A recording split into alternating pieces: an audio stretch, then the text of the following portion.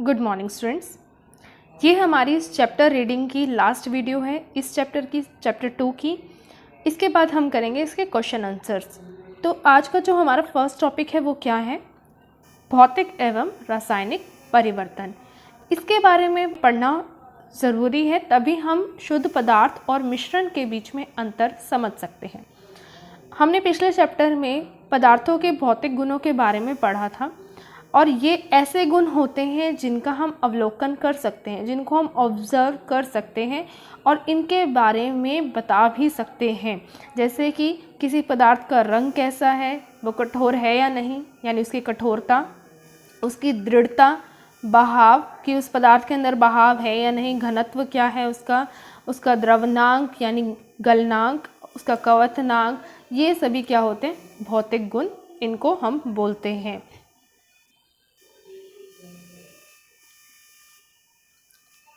अवस्थाओं का अंतः रूपांतरण एक भौतिक परिवर्तन होता है। अंतः रूपांतरण का मतलब होता है इंटर कन्वर्जन। ये एक भौतिक परिवर्तन होता है क्योंकि इस प्रक्रिया के अनुसार पदार्थ के संघटन में कोई भी परिवर्तन नहीं होता है और उसकी रासायनिक प्रकृति में भी कोई भी परिवर्तन नहीं होता है। जैसे अगर हम पानी को उबालकर भाप बना देते हैं या उसको जमाकर बर्फ बना देते हैं, तो उसकी जो अवस्था है सिर्फ भौतिक अवस्था में परिवर्तन होता है, वो रासायनिक तौर पर सेम ही रहता है, एक ही चीज़ वो रहती है। क्योंकि पानी का जो फॉर्मूला है वो क्या होता है? H2O। तो चाहे वो ठोस अवस्था में यानी बर्फ़ के रूप में है, चाहे वो वाष्प के रूप में है, चाहे वो जल के रूप में है, द्रव की अवस्था में, तो उन तीनों में ही इसकी जो रासायनिक प्रकृति है वो समान रहती है। वाटर का जो फॉर्मूला है, पानी का जो फॉर्मूला है, वो यही रहता है। अब जल और खाना पकाने वाला तेल, ये दोनों ही क्या होते हैं? द्रव होते हैं, लेकिन जो इनके रासायनिक गुण धर्म हैं वो अलग अलग होते हैं। इनकी गंध, जो इनकी स्मेल है, वो अलग अलग होती है। इनकी ज्वलनशीलता अलग अलग होती है। तेल तो हवा में जलता है, लेकिन पानी क्या करता है? आग को बुझाने के काम आता है। यानी तेल का जो ये गुण है वो उसको जल से अलग करता है, उससे भिन्न करता है। और हमें पता है जलना जो है एक रासायनिक परिवर्तन होता है, क्योंकि इस प्रक्रिया के दौरान हमें दूसरे पदार्थ मिलते हैं। जैसे अगर हम कागज़ को जला दें तो वो किस में परिवर्तित हो जाता है? राख में। और कागज़ और राख दोनों में बहुत अंतर है, इसलिए ये क्या है? एक रासायनिक परिवर्तन। और जलने की प्रक्रिया में क्या होता है? एक पदार्थ दूसरे के साथ क्रिया करता है, रिएक्शन करता है दूसरे पदार्थ के साथ, और अपने जो रासायनिक संगठन है उसमें परिवर्तन ला देता है, चेंजेस हो जाते हैं उसमें। और रासायनिक परिवर्तन पदार्थ के रासायनिक गुणधर्मों में परिवर्तन लाता है। उनके जो रासायनिक गुण हैं उनमें भी परिवर्तन हो जाते हैं और हमारे पास एक नया पदार्थ बन जाता है। और इस प्रक्रिया को एक रासायनिक प्रतिक्रिया भी बोलते हैं। जैसे मोमबत्ती को जब हम जलाते हैं तो भौतिक क्रिया भी होती है, क्योंकि वो पिघलती है, वो ठोस अवस्था से द्रव अवस्था में परिवर्तित हो जाती है। और इसमें रासायनिक परिवर्तन भी होता है। वो किस तरह से? जो मोम है वो बिल्कुल पूरी तरह से ख़त्म हो जाते हैं और हमारे पास क्या बन जाती है यहाँ पे? Carbon dioxide.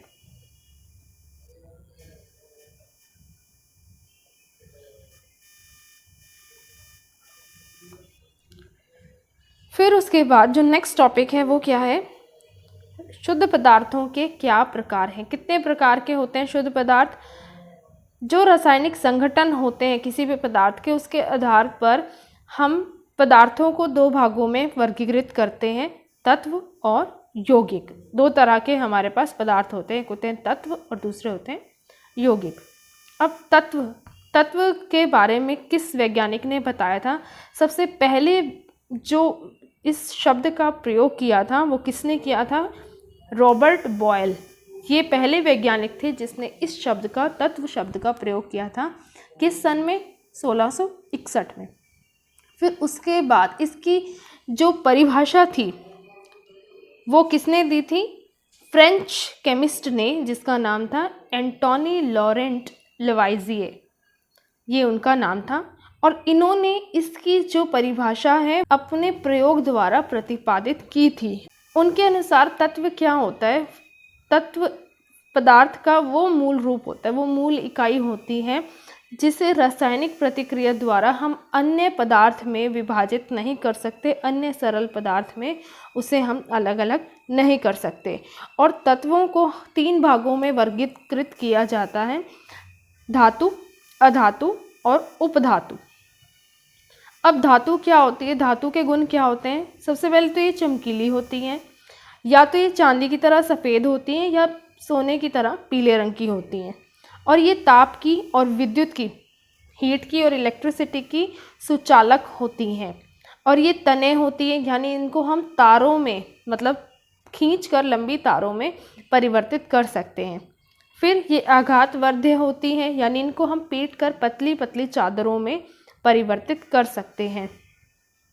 ये प्रतिध्वनिपूर्ण होती है, यानी अगर हम इन पर ज़ोर से मारते हैं या फिर हल्का भी मारते हैं तो ये सन टाइप की एक साउंड को बनाती हैं।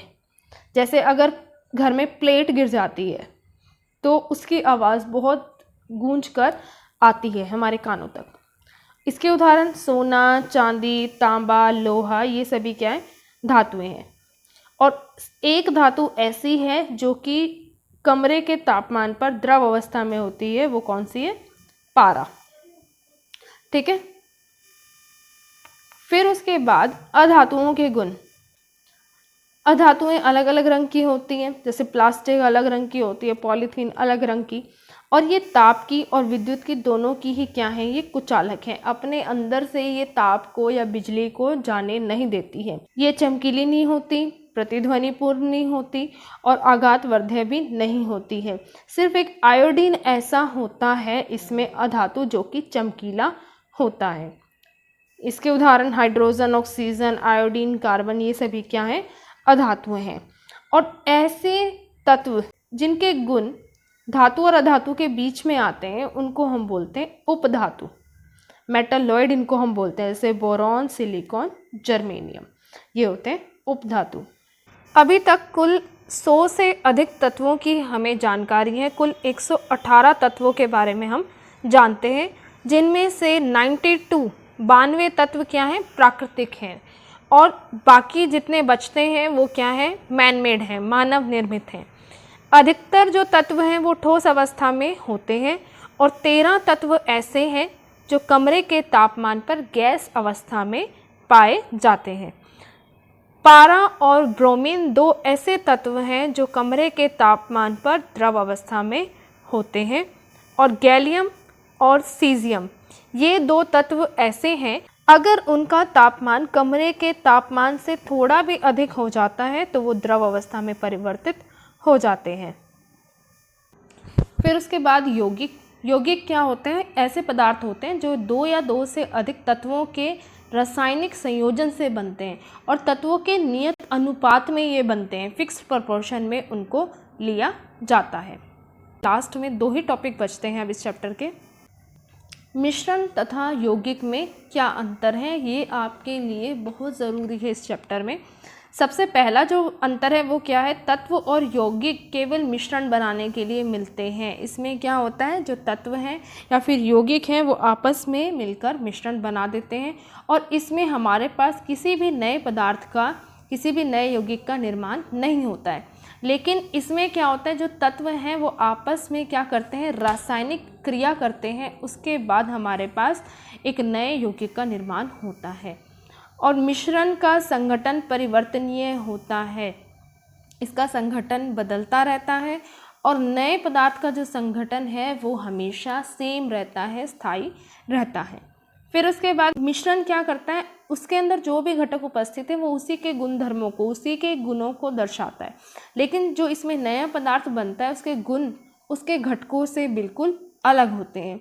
और घटकों को भौतिक विधियों द्वारा हम अलग अलग कर सकते हैं, लेकिन इसमें किसी भी यौगिक में हम उसके घटकों को भौतिक क्रिया के द्वारा अलग नहीं कर सकते। केवल रासायनिक या फिर वैद्युत रासायनिक प्रतिक्रिया से ही हम इसको अलग अलग कर सकते हैं, इसके घटकों को। ये एक चार्ट है, इसमें क्या दिया हुआ है? पदार्थ। सबसे पहले तो 3 अवस्थाएं होती है पदार्थ की, ठोस, द्रव और गैस। और ये 2 तरह के होते हैं। सबसे पहले तो शुद्ध पदार्थ और मिश्रण। मिश्रण का कोई भी नियत संघटन नहीं होता है। और शुद्ध पदार्थ 2 तरह के होते हैं, तत्व, यौगिक। तत्व क्या होते हैं? पदार्थ का वो मूल रूप होते हैं जिसको हम सरल पदार्थ में और विभाजित नहीं कर सकते और विभक्त नहीं कर सकते, जैसे कॉपर, ऑक्सीजन, लोहा, हाइड्रोजन, पारा, ये सभी क्या हैं? तत्व हैं। फिर यौगिक क्या होते हैं? इनको हम अलग अलग कर सकते हैं, इनका नियत संगठन होता है और इनको हम रासायनिक और वैद्युत रासायनिक प्रतिक्रिया से इनके घटकों में विभाजित कर सकते हैं, अलग अलग कर सकते हैं, जैसे जल, मीथेन, चीनी, नमक, इनको हम इनके घटकों में अलग अलग कर सकते हैं। फिर उसके बाद मिश्रण हमारे पास दो तरह का है, समांगी मिश्रण, विषमांगी मिश्रण। समांगी मिश्रण का तो संगठन समान रहता है और विषमांगी मिश्रण का अलग अलग रहता है, असमान रहता है। जैसे इसमें क्या है उदाहरण समांगी मिश्रण में कि जल में हम चीनी घोल रहे हैं, जल में नमक घोल रहे हैं, तो ये क्या है हमारे पास? समांगी मिश्रण। फिर विषमांगी मिश्रण में क्या है? मिट्टी और नमक का घोल, चीनी और नमक का मिश्रण, घोल नहीं मिश्रण, हमें मिक्स करना है उन दोनों को, तो ये क्या है? विषमांगी मिश्रण। तो ये चैप्टर यहाँ पर ख़त्म होता है। आपको किसी भी टॉपिक में कोई भी डाउट है तो आप प्रीवियस वीडियोस में जाकर देख सकते हैं। अब हम करेंगे नेक्स्ट वीडियो से इसके क्वेश्चन आंसर्स। Thank you.